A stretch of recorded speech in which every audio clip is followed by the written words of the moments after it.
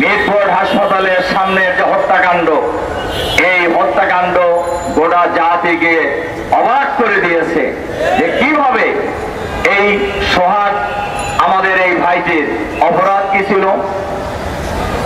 শুনছি উনিও যুব দলেরই লোক ছিল এক সময়, সে যে দলেরই লোক হোক, মানুষ তো সে বাংলাদেশের নাগরিক। তার অপরাধটা কি? অপরাধ হলো তার কাছে চাঁদা চাইছে, সে চাঁদা দিতে রাজি হয় নাই। আচ্ছা বলেন তো এটা কি কোনো অপরাধ না একজন নাগরিকের অধিকার? নাগরিকের অধিকার, নাগরিকদেরকে ওই ব্যাপারে সজাগ হতে হবে। আমি নাগরিকদেরকে একটা কথা বলবো, দেখেন সোহাগকে যখন হত্যা করা হয় বহু লোক কিন্তু আশেপাশে ছিলেন। এই সন্ত্রাসী চাঁদাবাজরা কতজন ছিল? সবাই খালি পায়ের জুতো খুলে মারলেই তো মাটির সাথে মিশে যেত। জনগণ যদি ঐক্যবদ্ধ প্রতিরোধ গড়ে তুলতে না পারে, আজকে সোহাগকে ধরছে, আগামীকাল আমাকে ধরবে, আগামীকাল আপনাকে ধরবে, আগামীকাল যাকে ইচ্ছে তাকে ধরবে। আমরা বাংলাদেশ জামাত ইসলামী বাংলাদেশকে আমরা এই সন্ত্রাসী চাঁদাবাজদের হাতে আমরা ছেড়ে দিতে পারি না।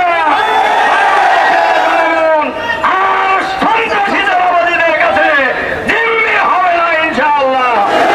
এই চাঁদাবাজ এই ঢাকা মহানগরীতে কারা কারা চাঁদাবাজের গডফাদার বাংলাদেশের মানুষ জানে, ঢাকার লোকেরা সবাই জানে। তাদের এই চাঁদাবাজদের কোনো রাজনৈতিক পরিচয় নেই, খুনিদের কোনো দলীয় পরিচয় নেই।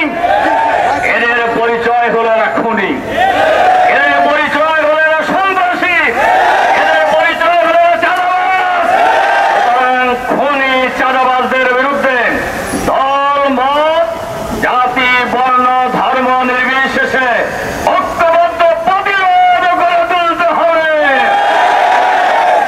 এর সাথে সাথে আমরা সরকারের কাছে আহ্বান জানাতে চাই, অন্তর্বর্তীকালীন সরকারের প্রধান নোবেল বিজয়ী ডক্টর মোহাম্মদ ইউনূস সাহেব এবং তার সরকারে যারা আছেন, আমরা তাদের কাছে আহ্বান জানাতে চাই, আপনারা কিন্তু ক্ষমতায় বসেন নাই।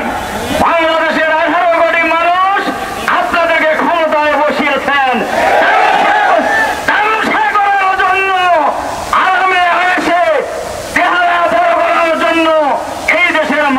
আপনাদেরকে ক্ষমতায় বসায় নাই।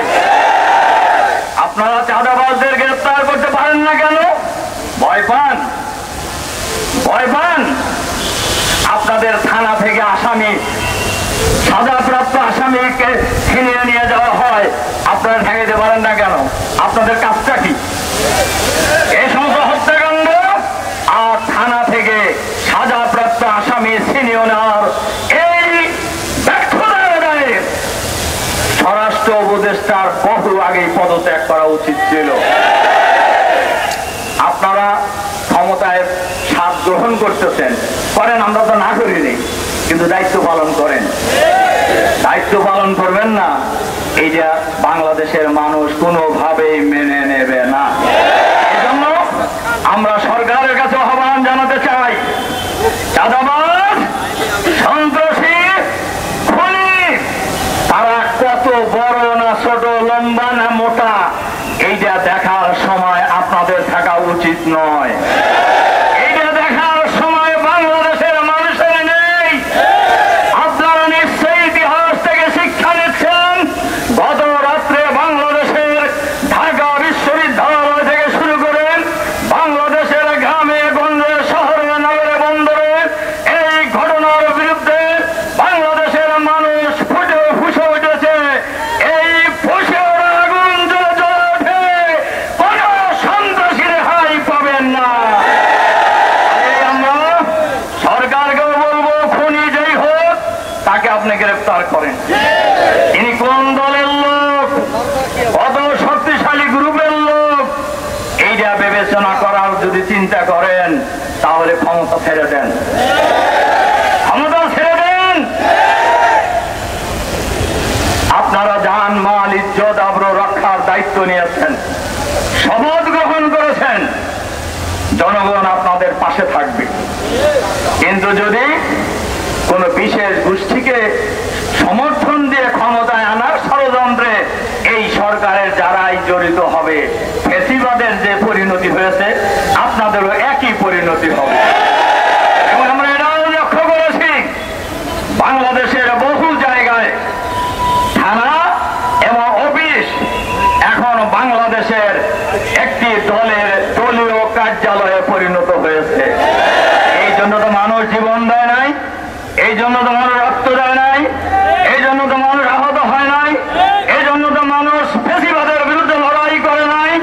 এজন্য আমি সরকারকে যেমন বলবো, আবারও বাংলাদেশের সকল শ্রেণী পেশার মানুষ, দল মত জাতি বর্ণ ধর্ম নির্বিশেষে ঐক্যবদ্ধভাবে সন্ত্রাসীদের বিরুদ্ধে, খুনিদের বিরুদ্ধে ঐক্যবদ্ধ প্রতিরোধ করে তোলার আহ্বান জানিয়ে আপনাদের প্রতি আবারও আন্তরিক সালাম মোবারকবাদ জানিয়ে আমার বক্তব্য এখানে শেষ করছি। আল্লাহ হাফেজ। বাংলাদেশ জিন্দাবাদ, বাংলাদেশ জামাত ইসলামী জিন্দাবাদ। সন্ত্রাস এবং